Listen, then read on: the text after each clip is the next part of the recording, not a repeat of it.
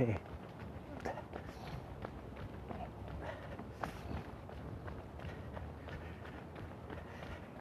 It's nighttime in Central Park. It's nighttime all over the world. Well, all over this part of the world. It's still blurry. I was trying to figure out a way to get a light on at night. And this is it. I have a little light on my phone, but it's still blurrier than I thought it would be. Anyway, hey, it's Chaim Olevsky calling from Central Park, New York City. I'm trying a new gadget. It's just a light at night, but it's not working as clearly as I thought it would. Whatever, let's move on. So the thought is, great, powerful thought. It's almost midnight. It's a great time to learn Torah. I should do this every night. So, in last week's Torah portion, Parshas Vayechi, the Torah describes how Yaakov, our forefather, passed away. And it doesn't actually say the words that Yaakov died. So the Talmud kind of takes issue with this and says a fascinating thing. It says our forefather Jacob did not die. Yaakov Avinu lo met. And there's this discussion in the Talmud about that. And they say, wait, but the Torah says that he was embalmed and they eulogized him. So what does it mean that he didn't die? How could he say he didn't die? Did they do that for nothing? And the Talmud answers and says, Ma zaro b'chaim, af hu b'chaim. Just as his children are alive, so too he is alive. That's the Talmud. That's the Gemara. So the Lubavitcher Rebbe takes this passage and explains it beautifully. And of course he asks the obvious question, is he alive or is he not? Did Jacob, our forefather, die or not? Yes or no? And he says that the Rebbe explains that the Talmud is telling us that in a sense he did die, because that's why they embalmed him, and that's why they eulogized him and buried him and put him into an ark, into a casket. But it was a very temporary thing, because soon afterwards he was resurrected in an interesting way, the Jewish way. And here's what the Rebbe explains. The Rebbe explains, by analogy, we can understand this idea by the clothing we wear. You know, we're all wearing clothing, and if you decide to change your clothing and you take off a pair of clothing for the sake of putting on an even better pair, like from silver to gold or from one designer to another, then that transition moment when you're not wearing your clothing is not considered a negative. It's a moment of transition that brings you to a better place. So you won't say, oh, this person doesn't have clothing. You say this person's changed, upgraded their clothing. The Rebbe says that we all, human beings, we compose of body and soul.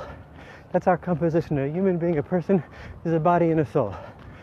With our body and our soul, we also have some more external matters like our clothing and our possessions that are not really strongly connected to us. We could take them off and put them on. We could take off an article of clothing, as mentioned earlier, and put it back on as we decide, or put on a better pair. The Rebbe says that in the perspective and the approach and the outlook of people, there are differences in the way we look at our body and our soul. For some people, the body is most important. I could say for most people, the body is most important. And we value our bodies so much that sometimes, maybe often, we will sacrifice a soul matter for the body, for the pleasure of the body. I want this, I want that. Okay, who cares what God wants? Who cares what the soul wants? That happens quite often among us humans. The Rebbe says, but there are some people for whom the soul is the sole importance. And the body is just like an article of clothing, just an accessory to the soul. Like the Rebbe explained it as if the Torah says, put on tefillin, keep kosher, keep Shabbat, speak kindly, act kindly, deal honestly. And these are all things that the soul alone can't do. So the soul needs a body to help it. So the soul sees the body, the person, like our forefather Yaakov and other great people. They see the body only as an accessory, as an assistant to the soul, to help the soul do what it needs and fulfill God's wishes. So now, a person like that, when he passes away, when the body dies, it's only like clothing that was removed from the soul. It's just a helper. It's an assistant. It's not the main part of his life. When a person values their body completely, then when they die, they're really dead. But if a person values their soul completely and the body is only an accessory, then when they die, when the body dies, the soul lives on. The soul still lives. And not only that, but in Yaakov's case, where his soul purpose, S-O-L-E, purpose of his soul, S-O-U-L, was to establish the Jewish nation.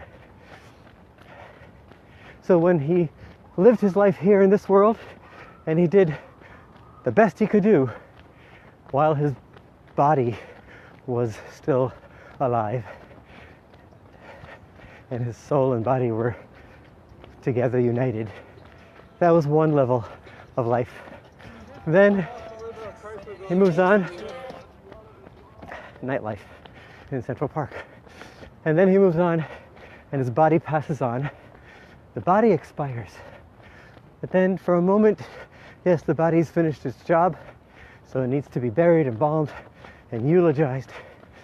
But then the sole purpose of his soul's existence came to life. That was his children.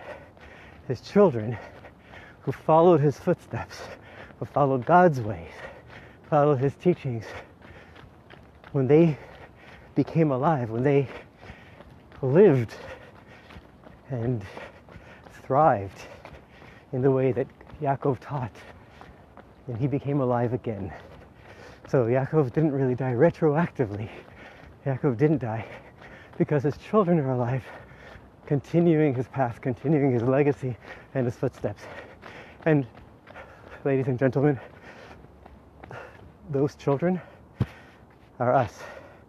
That's me and you here tonight and tomorrow and whenever you'll hear this or think about this. We are Yaakov's children.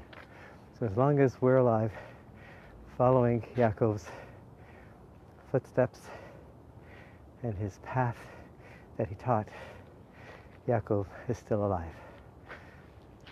And I think it's a strong lesson for all of us to also educate our children in that way.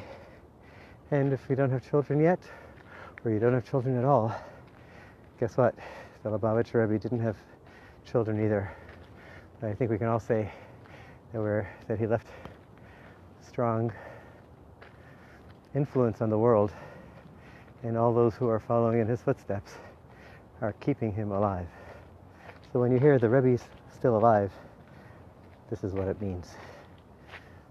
It's me and you following in his footsteps. God bless you. Spread the light.